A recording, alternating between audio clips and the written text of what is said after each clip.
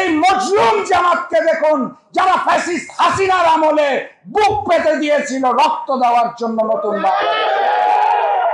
চোখটা খুলে দেখুন, শেখ হাসিনার কায়দায় কথা বলা বন্ধ করুন, না হলে শেখ হাসিনার মতো আপনাদেরও বাংলাদেশ ছেড়ে পালাতে হবে।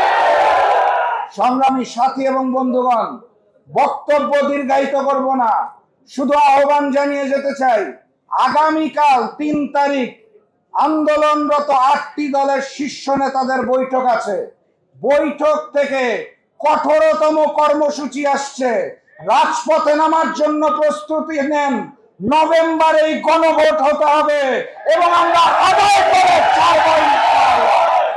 এর কোনো বিকল্প নাই।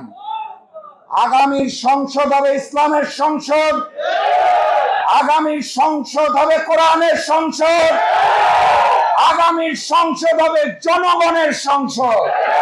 তার জন্য প্রস্তুতি নিন, আন্দোলন শেষ হয় নাই। আমরা সবসময় যেটা বলতে চাই সেটা হচ্ছে, পিলখানা গণহত্যার মাধ্যমে ফ্যাসিজমের যাত্রা শুরু হয়েছিল, কিন্তু আমরা বলতে ভুলে যাই লগি বৈঠা গণহত্যার মাধ্যমে ফ্যাসিজমের প্রস্তুতি নেওয়া হয়েছিল। ফ্যাসিজমের যাত্রা যদি পিলখানা গণহত্যার মাধ্যমে হয়, তাহলে লগি বৈঠা গণহত্যা ওই হিন্দুস্তানের পরিকল্পনায় আওয়ামী লীগ এবং 14 দল সেদিন যেভাবে হায়নার মতো করে লগি বৈঠা নিয়ে বাংলাদেশ জামাতে ইসলামের উপর ঝাঁপিয়ে পড়েছিল, সেটা ছিল তাদের ফ্যাসিজমের যাত্রা শুরু করার প্রস্তুতি। ভুলে গেলে চলবে না। এই অন্তর্বর্তী সরকার ক্ষমতায় আসার পর বারবার আমাদের বলেছিল যে তাদের দায়িত্ব নাকি 3টা। প্রথম দায়িত্ব ছিল তাদের বিচার।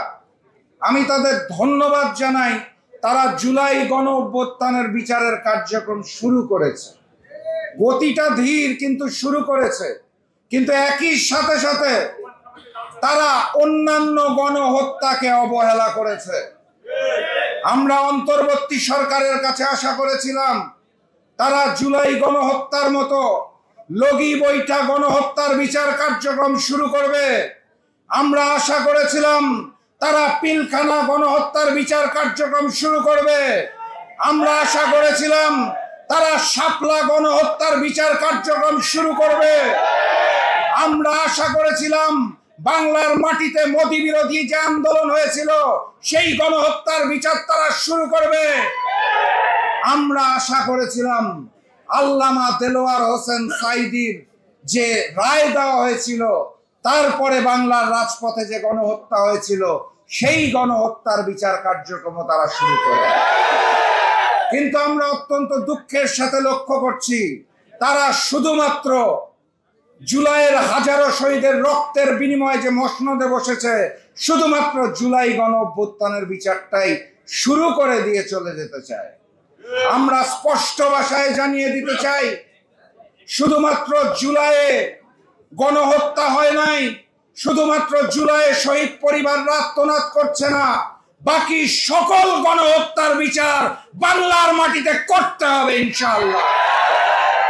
আপনারা যদি না করতে পারেন তাহলে দুহাত তুলে হ্যান্ডস আপ করে বলে দিন, ইনশাআল্লাহ আগামীতে যেই সংসদ গঠিত হবে, আগামীতে যে ইসলামের আইন কানুন হবে, আগামীর সংসদে জনগণের যে প্রতিনিধিত্ব থাকবে, সেখান থেকে প্রয়োজনে আমরা লগি বৈঠা থেকে শুরু করে সকল গণহত্যার বিচার করব ইনশাআল্লাহ।